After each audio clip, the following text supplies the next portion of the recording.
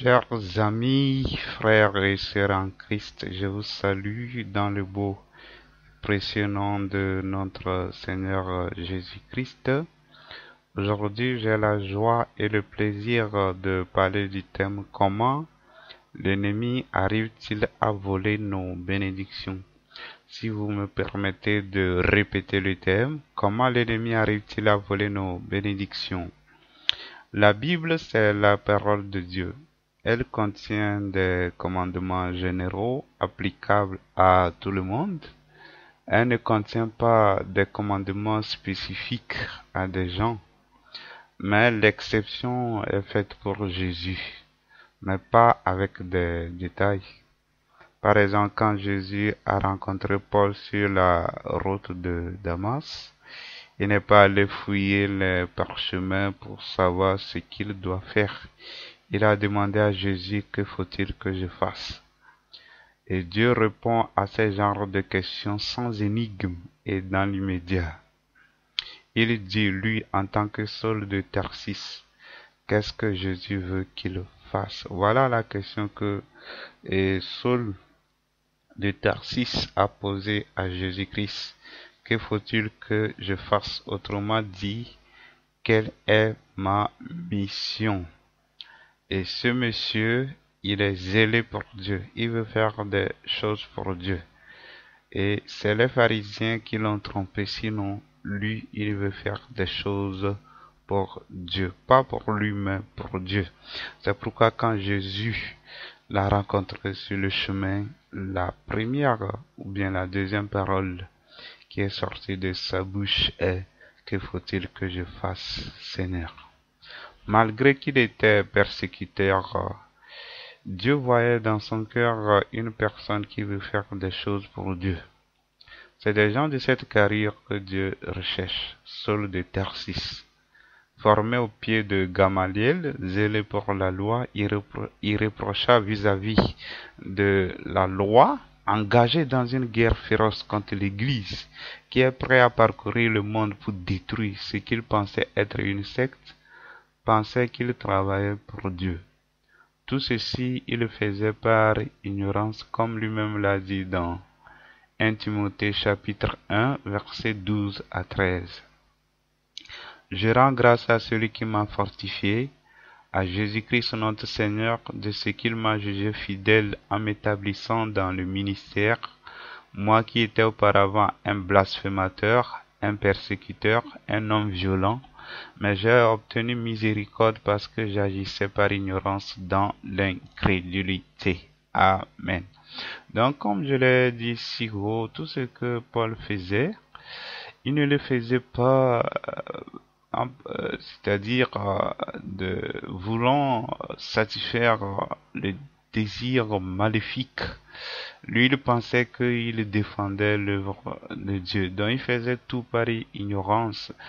Il y avait ainsi un voile qu'il avait caché, le voile de la religion, le voile de la tradition, le voile de l'orgueil, de la suffisance, de vouloir faire des choses soi-même pour Dieu. Donc ça constitue un voile pour lui qui l'empêchait de savoir que Jésus-Christ était le Messie. Pourtant, les choses étaient claires. Et il était nécessaire que le voile tombe afin qu'il puisse vraiment savoir la chose. Et ce qui m'étonne ici, il dit qu'il agissait aussi dans l'incrédulité. Donc c'est l'ignorance nous pousse à l'incrédulité des fois, même si nous ne voulons pas. Cela m'étonne parce que Paul, il disait qu'il était irréprochable vis-à-vis de la loi. Pourquoi maintenant il dit qu'il agissait par incrédulité, c'est-à-dire il ne croyait pas à la parole de Dieu? L'incrédulité, c'est le mensonge, c'est-à-dire il était, comment je peux le dire, il était pris par le mensonge diabolique. Ouais, l'ennemi cherche à nous tromper malgré que nous connaissons les Écritures. Il peut mettre un voile sur nous, il peut nous flatter.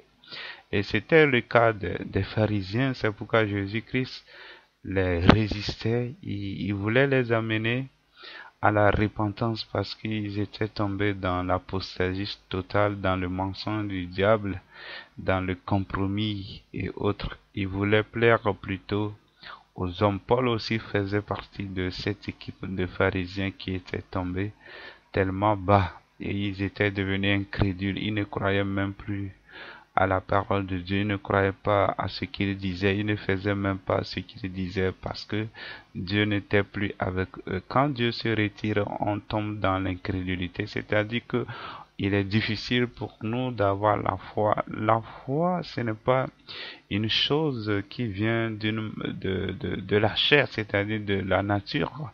La foi vient lorsque l'Esprit de Dieu est en nous, lorsque l'Esprit de Dieu nous conduit, lorsque nous n'avons pas Dieu, nous n'avons pas la foi, on peut utiliser tous nos efforts, on n'a pas la foi, et puis on peut à tout moment régner à notre foi lorsque nous ne sommes pas conduits par le Saint-Esprit. Et c'était le cas de Paul de Tarsis. Je continue. Et quand Jésus disait que les gens vous persécuteront en pensant qu'ils rendent un culte à Dieu, parmi ces gens se figurait Paul. Comme il a bien dit, il agissait par ignorance. Il pensait qu'il servait Dieu et donc il faut persécuter et les gens qui sont des hérétiques et autres. Maintenant, comment une personne qui est irréprochable de la justice de la loi va dire un jour qu'il est le premier des pécheurs? Celui-là qui surpassait tous ses contemporains en ce qui concerne le zèle pour la loi et la tradition des anciens. Qu'a-t-il vu? Qu'a-t-il vu quand il dit « Je considère toutes ces choses comme la boue » toutes ces choses qui constituaient pour lui un gain, une raison d'être décoré, d'avoir plusieurs titres honorifiques. Est-ce que tu peux faire comme ce monsieur en disant que je considère toutes choses comme la boue? Il a vu quelque chose de plus meilleur. Il y a plus meilleur que ce que tu considères meilleur. Il y a de l'excellence. Et cette excellence, c'est Jésus-Christ. Donc, tu peux considérer ce que toi tu trouves bon, meilleur comme de la bouffe, afin de profiter de l'excellence qui est en Jésus-Christ, comme ce monsieur aussi l'a fait, et nous a laissé un témoignage vivant. Il a pu impacter le monde. Et toi aussi, tu peux impacter ton monde, tu peux impacter les gens. Aujourd'hui, Paul, Pierre, Jean et autres ne sont plus là. C'est nous qui sommes là et Dieu a les regards fixés sur nous. C'est à nous d'assumer la relève. Donc nous devons faire comme les pionniers de l'église primitive. Nous devons faire comme eux. Nous devons suivre leurs pas pour que nous puissions aussi toucher les gens, pour que nous puissions avoir des témoignages vivants, pour que le nom de Christ ne soit pas blasphémé pendant ces temps de l'apostasie totale. Jésus a tiré Paul de la boue et il a accepté. Il faut accepter pour être tiré de la boue. Et il faut être stupide pour continuer par se vautrer dans la boue quand quelqu'un vient te tirer de la boue. Et c'est ce que beaucoup font aujourd'hui. Jésus les a tirés de la boue, mais ils se plaisent à retourner dans cette boue. Et ça, c'est malheureux. Jésus a tiré Paul de la boue, il l'a lavé, il lui a donné de jolis vêtements et l'a logé dans sa maison. Et la maison dans laquelle Jésus nous loge, c'est sa parole. Et pourquoi retourner dans la boue, mon frère, ma soeur, pourquoi retourner dans la boue? Jésus a dit, demeurez en moi et je demeurerai en vous. Voilà. Donc nous devons demeurer en Jésus-Christ. Nous devons nous accrocher à lui, mettre toute notre espérance à lui, savoir qu'il peut prendre soin de nous. Il est capable de tout et nous ne devons en aucun cas nous retirer ou faire de la compromission ou agir dans la négligence. Mon frère, ma soeur, tu agis dans la négligence, tu agis dans la nonchalance, tu as peur, tu doutes. Pourquoi tu doutes? S'il y a l'esprit d'incrédulité qui te guette, dis-lui, lâche-moi, esprit d'incrédulité, au nom de Jésus. Donc, qui peut avoir cette chance et oser la négliger, voilà, avoir la chance d'être tiré de la boue, d'être tiré de l'ignorance, et de voir le voile tomber, de rencontrer le destin pour lequel tu as été créé. Hein, ton destin se trouve dans les mains de Dieu, se trouve dans les mains de Jésus-Christ. La Bible dit que nous avons été créés en Jésus-Christ pour accomplir les œuvres que Dieu a préparées pour nous, des œuvres que Dieu a préparées avant même la fondation du monde. Dieu nous connaissait avant que nous soyons créés et nous sommes créés en Jésus. Nous sommes régénérés, nés de nouveau pour accomplir les choses que Dieu a préparées pour nous. Donc nous avons une chance vraiment, et ce n'est pas par les œuvres de la loi, c'est la grâce que Dieu nous a faite, et nous ne devons pas vraiment nous amuser de cette grâce, nous devons plutôt vraiment magnifier cette grâce, donner l'importance de cette grâce, marcher dans le zèle, être zélé pour le nom de Jésus, être zélé pour le royaume de Jésus, être zélé pour le royaume de Dieu, être zélé pour l'avancement de ce royaume, être zélé pour notre propre avancement dans le royaume de Dieu. Amen. Et le roi des rois, non seulement a lavé Paul, mais lui a promis qu'il viendra demeurer avec lui. Voilà. Donc c'est le privilège que Paul a eu, et nous avons aussi le même privilège aujourd'hui. Jésus-Christ, roi des rois, ne vient pas nous visiter, mais il vient demeurer avec nous. Il a dit que si vous m'aimez, gardez mes commandements.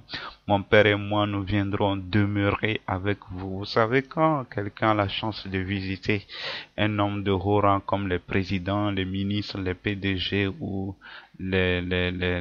comment on les appelle, les gens qui sont des célèbres personnalités, quand on a la chance de les voir, on est tellement joyeux, on est tellement content, mais il y a un plus que ça qui s'appelle Jésus-Christ de Nazareth, Yeshua HaMashiach, qui dépasse toutes ces choses-là.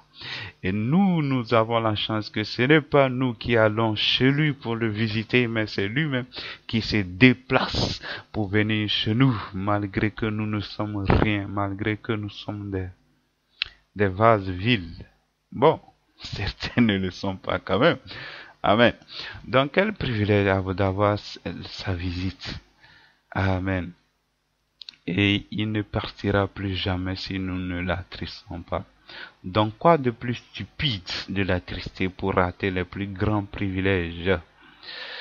Jésus frappe à ta porte, mon frère, toi qui l'as attristé, toi qui l'as chassé. Et si tu ouvres, il rentrera, il reviendra.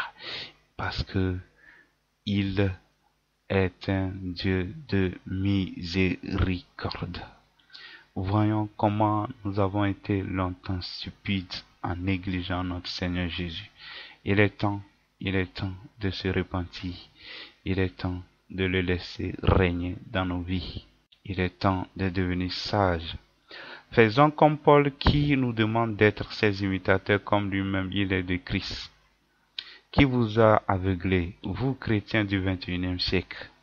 Qui nous a trompés pour rater cette gloire qui dépasse toute gloire?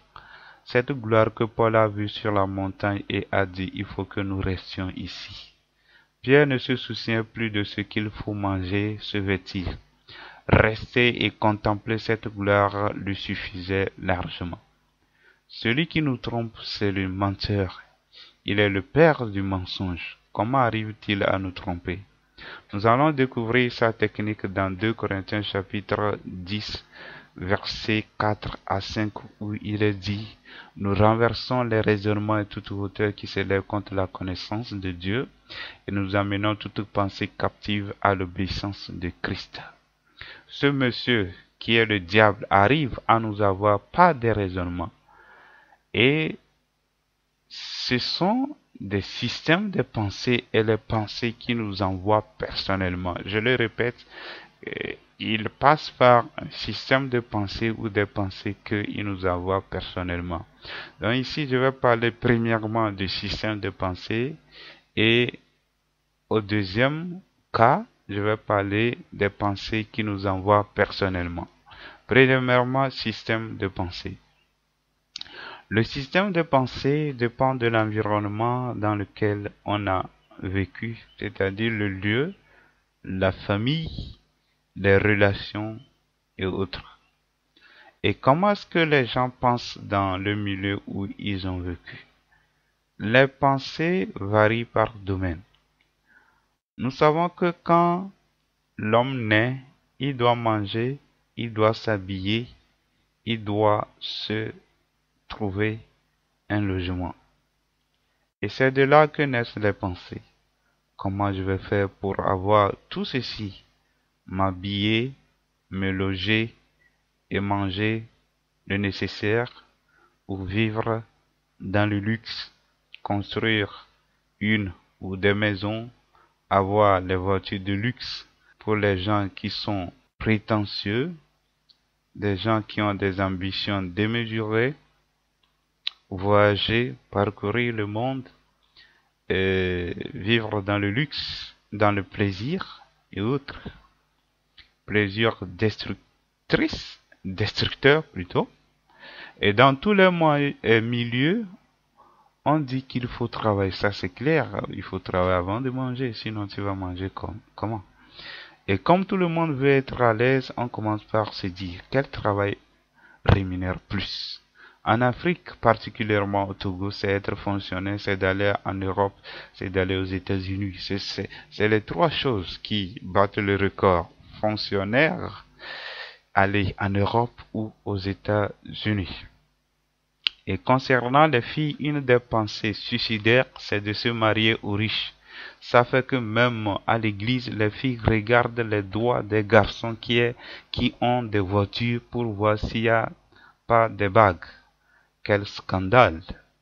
D'autres filles claquent même les portes de l'église pour suivre les garçons du monde ou des musulmans ou des pseudo-chrétiens. Ici au Togo, il y a aussi une chose qui me dérange et c'est quoi? Les gens se disent que pour trouver du travail, il faut faire de la politique. Et c'est une grave erreur et c'est ce qui constitue l'un des problèmes de ce pays qui n'arrive pas vraiment à décoller.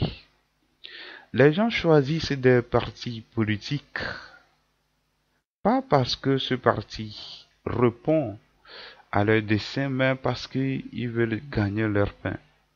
Et ils sont pleins dans des partis politiques. Ils n'y sont pas de cœur, mais par motif d'intérêt. Mes amis, mes frères et mes sœurs, ce n'est pas seulement en Afrique qu'il y a des difficultés.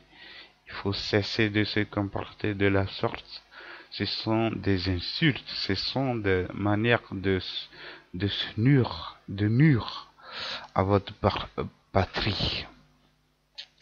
Et c'est ça les forteresses. Il y a plusieurs forteresses. Ça dépend du pays, ça dépend du continent, ça dépend du milieu, ça dépend de la famille et autres.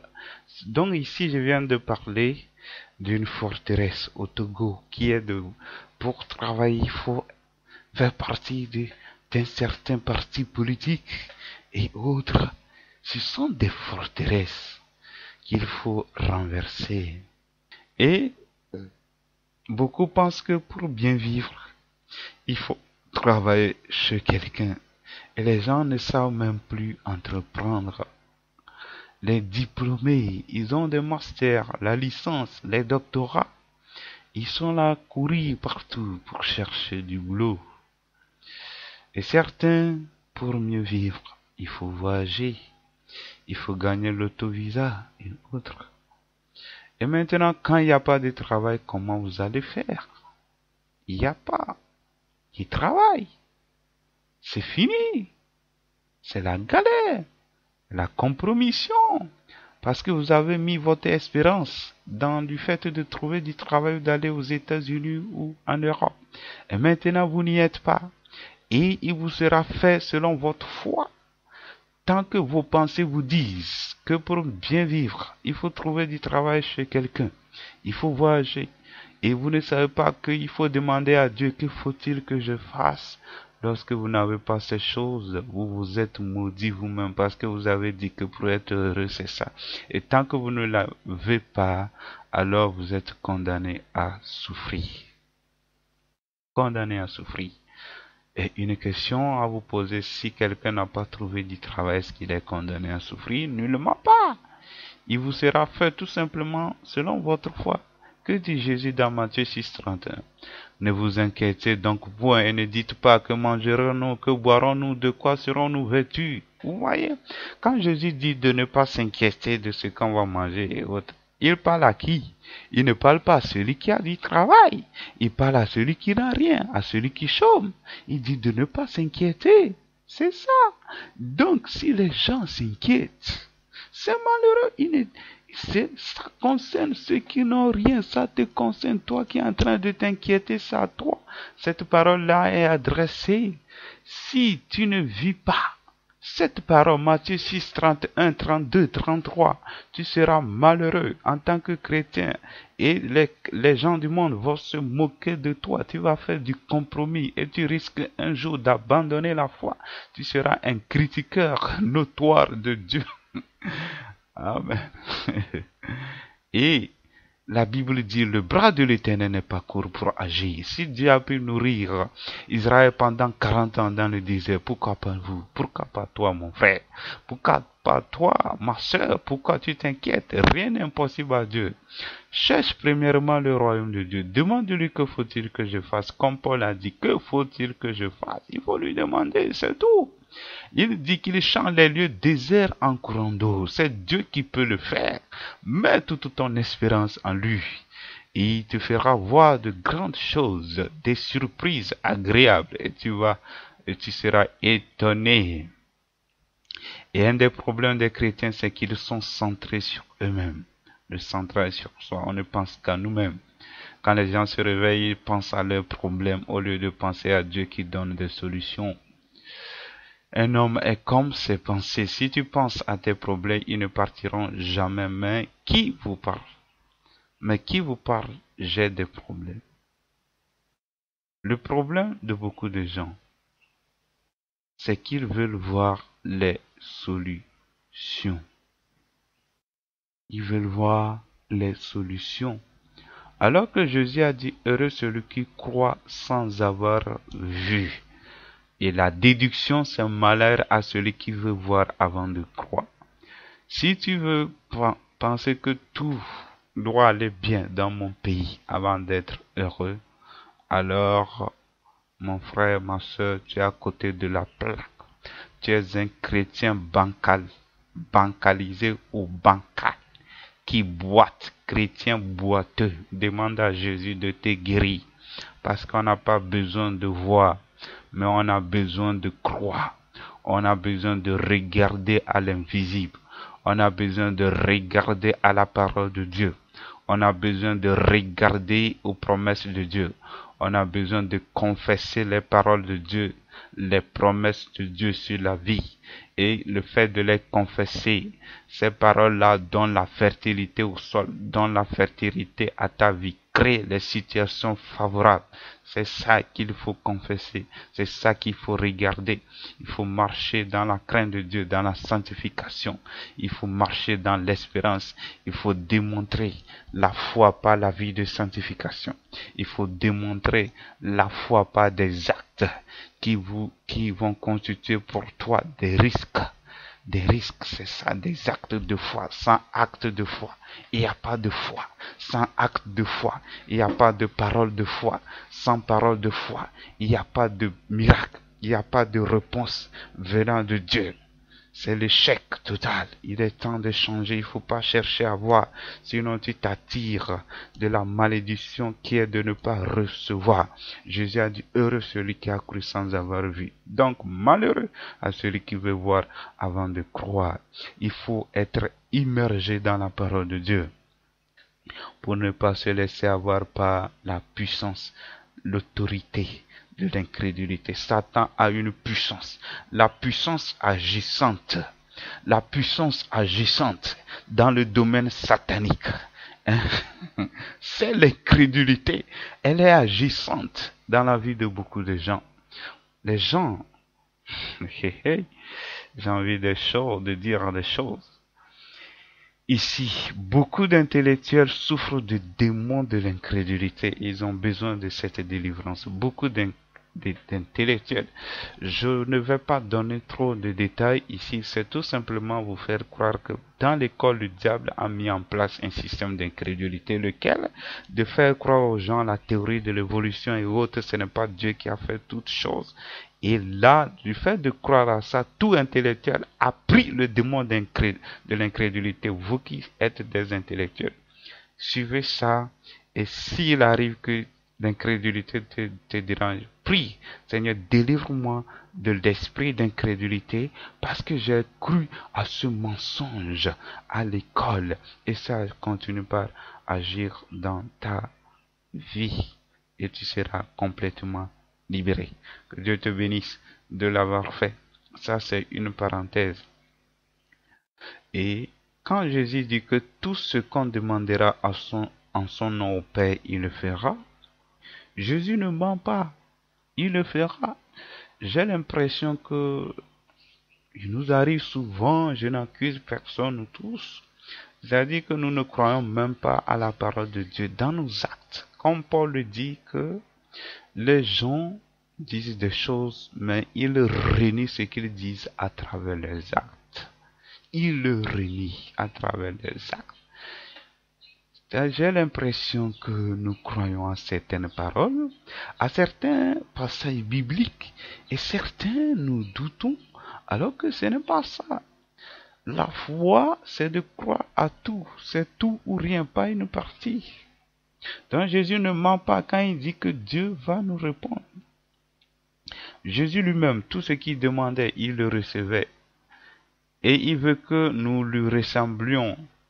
Et il n'y a aucun chrétien qui, ressemblant à Jésus, va demander des choses à Dieu. Dieu va refuser. C'est impossible. C'est impossible. Jésus a dit quoi? Tout ce que je demande, Dieu me le donne. Et certains diront, la plupart des choses que je demande, je ne reçois pas. Tu es en dehors du standard du royaume. Le standard du royaume, c'est que tout ce qu'on demande, on le reçoit. Mais si toi, dans ta vie, la plupart des choses que tu demandes, chez certains, c'est 50%, chez certains, 60%, chez certains, 70%, chez certains, 80%, chez certains, je n'ai pas envie de dire 100%, ça serait scandaleux. Amen, 100% de prière, sa réponse. Oh, ça c'est gravissime. Mais c'est possible que ça arrive. De la même manière, Jésus n'a rien manqué sur la terre et ne s'est soucié de rien, et toute personne qui lui ressemble ne peut rien manquer. Comme il est dit dans Psaume chapitre 23, l'Éternel mon berger, je ne manquerai de rien. Vous voyez, même dans le moment de famine, Dieu a pu nourrir Élie à travers les corbeaux. Est-ce que Dieu ne peut pas nous faire de même aujourd'hui avec Jésus-Christ? La Bible dit que nous reposons sur les meilleures promesses. Et pourquoi nous sommes malheureux aujourd'hui? Et Jésus a dit que le disciple accompli est comme son maître. La balle est dans notre camp, c'est à nous de la jouer. Amen. Maintenant, je tombe sur la seconde partie qui est les pensées que le diable nous envoie personnellement. Je viens de parler de système de pensée. Maintenant, je vais parler des pensées que le diable nous envoie personnellement. En cours de journée, le diable nous envoie une multitude de pensées. Ça passe par là, ça. Donc, il y a des démons spécialisés dans l'injection des pensées pour troubler la vie des gens parce qu'ils savent que le succès d'un homme dépend de ses pensées. Le diable sait toutes ces choses, c'est pourquoi il le fait. Il sait que lorsqu'on a des mauvaises pensées, nous allons échouer.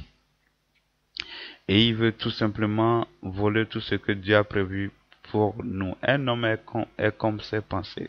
Ce passage-là me touche vraiment.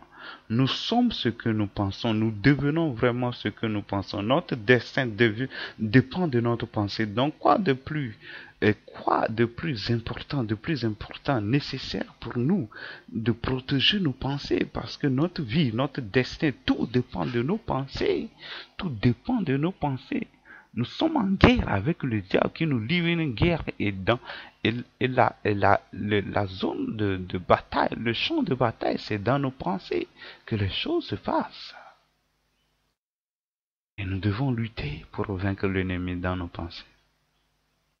Il cherche souvent des failles par les pensées. Et comme il est très facile de penser, il utilise beaucoup ce moyen.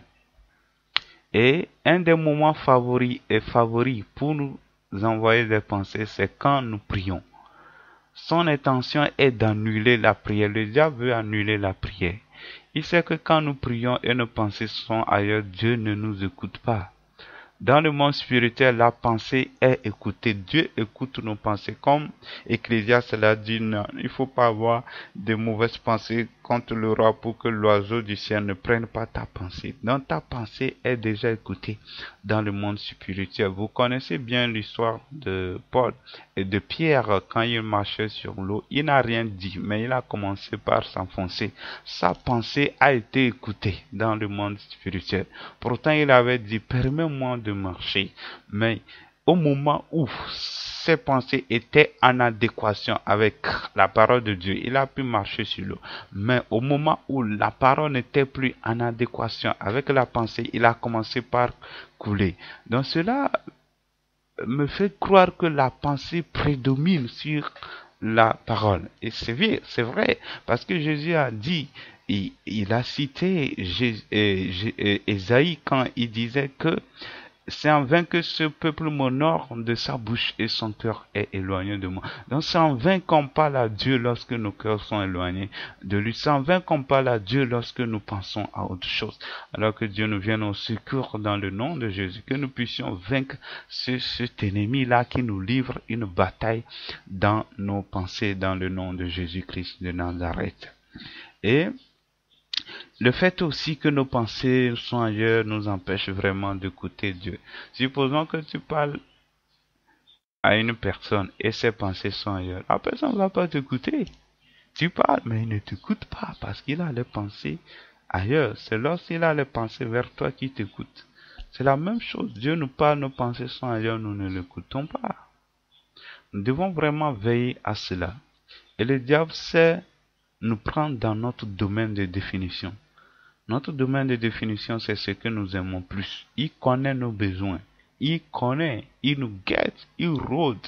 Il a un système de renseignement pour avoir les informations sur les gens. C'est pourquoi il connaissait Jésus, il connaissait Paul, il s'est renseigné sur Paul, il s'est renseigné sur Jésus. Donc il nous connaît aussi parce qu'il sait que les chrétiens constituent le danger pour lui. Donc il faut les enquêter, il faut connaître les besoins. Et lorsqu'ils veulent prier, commence par lui parler de ses besoins, commence par lui parler de ses passions, des choses qu'il va tomber vite dans ça. Voilà le diable, il est comme ça. Alors attrapons-le et il faut le malmener. Il est mauvais, Satan, il est méchant, il est mauvais. Il ne récidive jamais. C'est un être méchant et c'est l'enfer qui l'attend. Au nom de Jésus, Satan, c'est l'enfer qui t'attend. Et tu seras là en train de souffrir pour le mal que tu nous fais. Au nom de Jésus. Et tu ne peux pas nous vaincre dans le nom de Jésus. Tu as été déchu. Tu as été vaincu. Tu as été livré en spectacle. Et tu ne peux pas nous dominer dans le nom de Jésus. Tu ne peux pas nous séduire au nom de Jésus. Amen. Tu peux faire la même prière quand le diable t'attaque. Tu peux être en train de prier, mais tes pensées font l'addition, la multiplication et autres. Oui, les pensées font l'addition, la multiplication, la division, mais tu es en train de prier.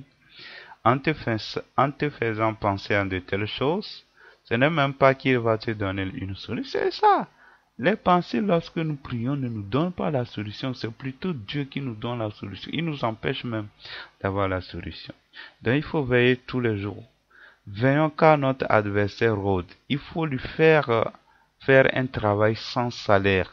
C'est quoi faire C'est-à-dire qu'il faut faire travailler Satan sans qu'il gagne quelque chose de ça. Il n'a qu'à travailler inutilement. Il faut faire tout. Qu'il travaille sans salaire, que les démons travaillent, qu'ils se gênent sans trouver quoi que ce soit. Ils se sont fatigués contre Jésus. Ils n'ont rien gagné. Ils ont échoué lamentablement. Que ça soit ainsi pour nous au nom de Jésus-Christ de Nazareth. Et Satan, il est destiné pour ça. Il a été maudit. Et il veut que nous partagions la malédiction avec lui. Nous ne devons pas accepter. Nous ne devons pas le tolérer. Nous ne devons pas nous laisser avoir par nos plaisirs, par la division, la haine, les rancunes. Le central de ça, il arrive à nous prendre dans toutes ces choses. Et nous a longtemps ridiculisé. Il est temps de le ridiculiser. Et le diable était tout le temps en train de chercher une faille pour avoir Jésus, mais il n'a pas pu. Il a tout fait zéro. Il a utilisé toutes les stratégies, rien. Ils ont multiplié les réunions, mais rien du tout. Matthieu nous dit que quand Jésus a imposé silence aux Sadduciens, les pharisiens se sont réunis. Quand Jésus impose le silence à une catégorie de démons, une autre catégorie de démons se réunit. Ils ont tout fait. Le jeune homme Jésus les renversait toujours. Ils ont passé par la tentation. La tentation a été refoulée. Jésus a dit à Satan, dégage. Ils ont passé par les injures. Les injures se sont révélées vaines, car ils gardaient silence. La calomnie est venue. Elle est retournée bredouille. La sagesse est venue. Elle a été détruite, car il y a plus sage que la sagesse. Que faut-il faire? Le diable a dit, essayons aussi la persécution. La persécution est tombée bas. Ils ont dit, essayons de l'attaquer dans la loi. La loi dit, c'est lui le législateur, c'est lui la parole.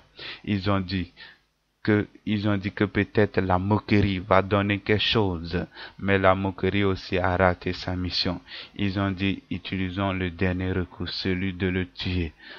Mais c'est là même que Satan a été vaincu, il a été dépouillé, il a été livré en spectacle. La mort pensait qu'elle est forte, mais le troisième jour, elle a dit, celui-là est plus fort que moi, je ne peux pas le retenir. Amen. Restons accrochés à Jésus et le diable ne peut pas nous vaincre. Lui-même nous a dit qu'il a vaincu le monde et nous donne le royaume. Restons fermes, que son nom soit loué dans le nom de Jésus.